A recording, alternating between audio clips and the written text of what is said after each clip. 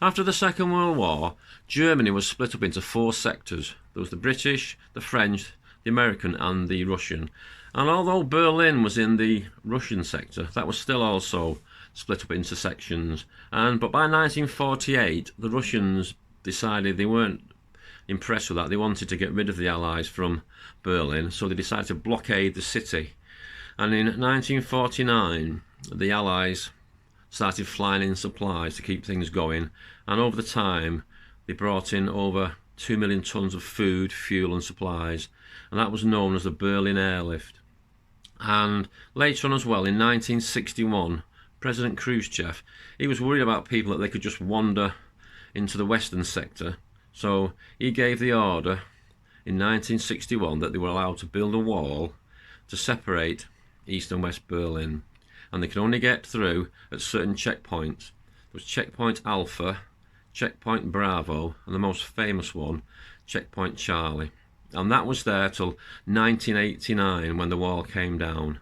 And even though there was the wall there, people did still try and escape from there, and over 170 people died during that time trying to get away. And the reunification of Germany was officially brought in October the 3rd, 1990. With the tensions of the separation of East and West Germany, that was known as the Cold War, because there's always the threat of trouble breaking out again. Now, during that time, which was over 40 years, the East German uniforms, they would change a little bit. So this uniform is probably from about the early 1970s. And they would wear these tall leather boots, and the camouflage pattern on the uniform is called Stricktarn or raindrop pattern. And the jacket they've got, that's the winter jacket. It's a thick padded jacket with an imitation fur collar. And if you look at the buckle on the belt, that's very similar to what the Germans had in the Second World War. Then you've got the East Germans' variation of the AK-47, and that's the ammunition pouch for it. Now I got the jacket, the belt and the backpack and the ammunition pouch. I got those from an army surplus store in Manchester about, well, probably 40 years ago, maybe 30, 40 years ago, in Tibb Street. I think it's still there. And then also they would have this special helmet, pretty unique to East Germany. It was a bit of a weird shape, but that's what they came up with.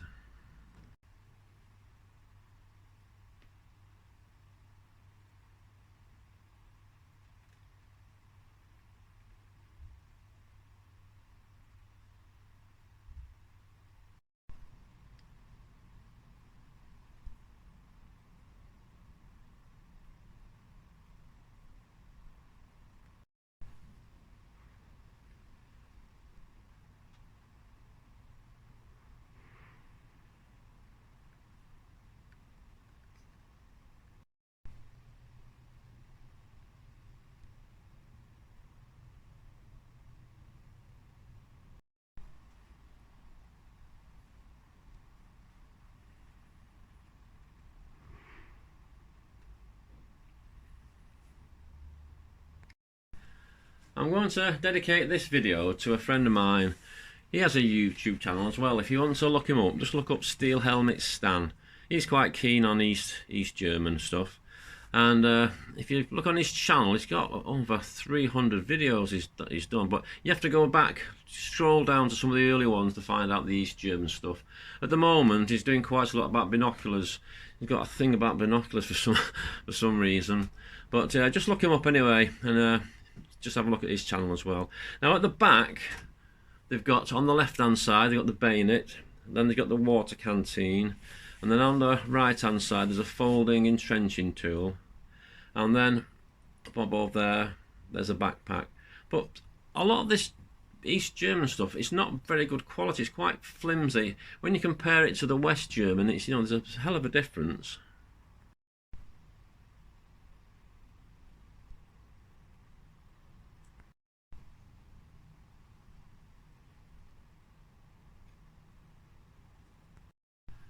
And a lot of this East German equipment is based on the Second World War stuff, like the shoulder straps. They have those rings on the back there, and that's how you hook on the backpack. That's quite similar to what they had in the Second World War.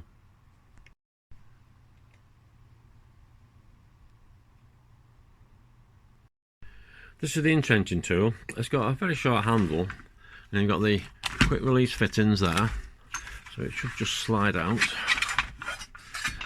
Now the case looks like, it's very flimsy, it's not great quality. And then you've got the entrenching tool. It's like the American ones for the Second World War. You can either have it in different positions, and you tighten it up with that thing there. This is the water canteen and the bayonet.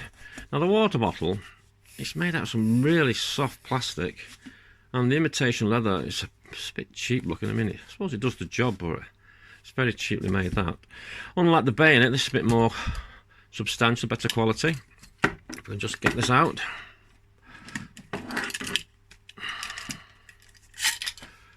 It's got a saw edge there, and that hole there, that's to go into the scabbard. There's a piece on the scabbard there. Get this right. That goes in there, and that's for cutting barbed wire, and it should. Let's fill out that for cutting barbed wire. It's all got a saw edge on there, so that's a really nice piece of equipment. This is East Germany's version of the AK-47. Now these were designed by a chap called Mikhail Kalashnikov, and he started work on those in 1945 towards the end of the war, and the first ones went into production in 1947. Then by 1949 they were adopted by the Russian army. And this version, all the furniture is made of plastic. The butt, the hand grip, the pistol grip and the hand grip under the barrel. But they found that when it's under sustained fire, the hand grip under the barrel, that could get hot and melt, so later on they changed that part into wood. On this one, that's made of wood. And you can always tell the East German made ones, on the buttstock, they always have these dimples embossed into the buttstock, because there was lots of variations. Lots of Eastern Bloc countries adopted this weapon and quite often made their own, so there were slight differences in quite a lot, but you can always tell the East Germans by the dimples on the buttstock.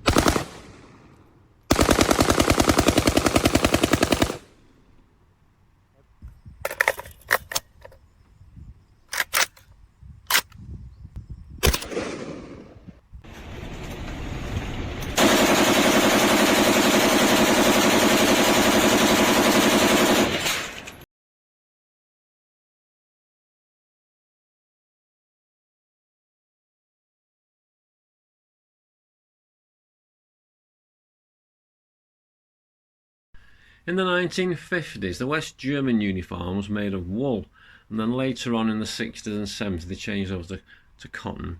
These are some tough cotton combat trousers, then the cotton combat shirt in olive green, and the main rifle as well later on was the G3, and they're the magazine pouches for it. The early ones like these are made like a soft vinyl material. Later on the ammunition pouch are made like a solid plastic material, and if you look there you can just about see the badge of the German flag on his right shoulder.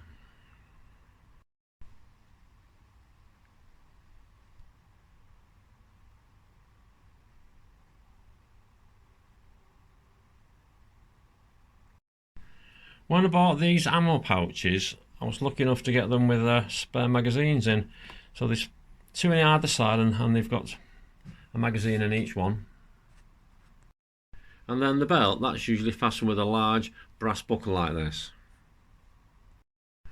Then they would wear the side cap, but in combat they would wear an M1 type steel helmet. This is the helmet they would have worn. Like I said, it's very similar to the M1 American steel helmets.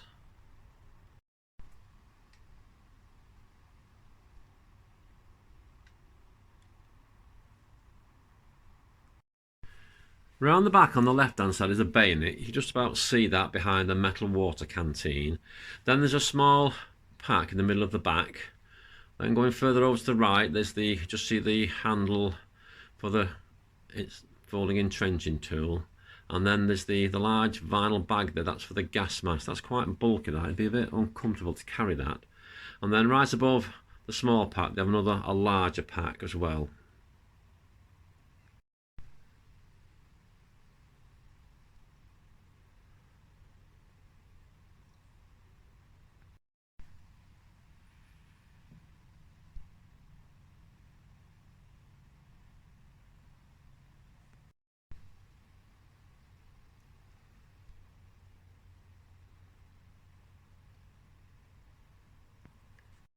And the backpack, that just slots onto that metal hook there. That metal hook's fastened to the Y straps. That's very similar to what the Germans had in the Second World War. In the 1950s, the German gas masks were just in the metal tin, exactly like they were in the Second World War, strapped on the same, but now it's got like a cloth cover, a green cloth cover on. But it's basically a Second World War gas mask tin till later on in the 60s and 70s, then they changed the gas mask then. It was a different gas mask and it came in just in a vinyl bag then. This is the gas mask. There's no dates on there. That's that. And this is the filter. That filter goes in there. But the filter, it's still got its seal on there. That's never been opened. The cap's never been off there. There's where's the date? I think that's the date, 1962. I think that's probably the date. And then the large bag, the carrying bag, I got that from an army surplus store in Germany. And when it came, it had this in the bottom of the bag. There's some other bits and pieces in here. There's like a decontamination kit up there. Well, that's obviously decontamination of some description, and wipes and all sorts. And that was in the bottom of that's the bag that it came in. Just that was in the bottom of the bag when I got it from the army surplus store in Germany. And these are the late ammunition pouches. These are made from like a rigid plastic.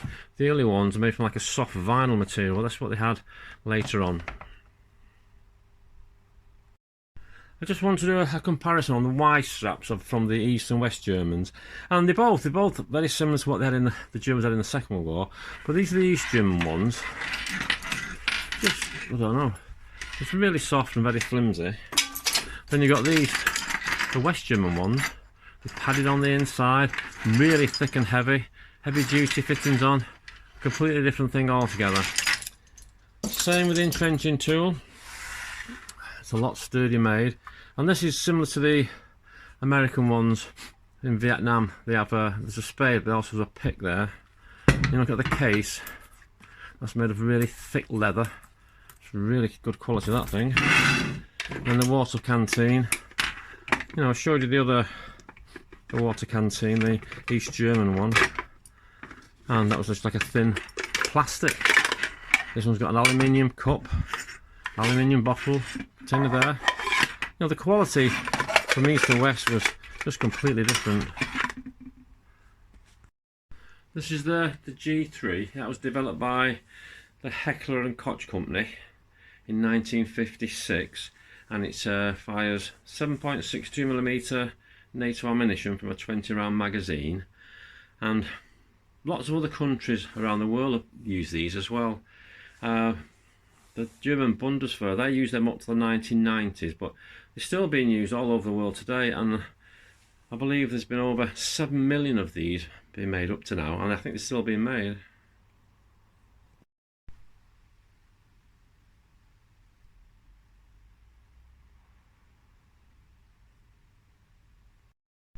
Now, this is the bayonet.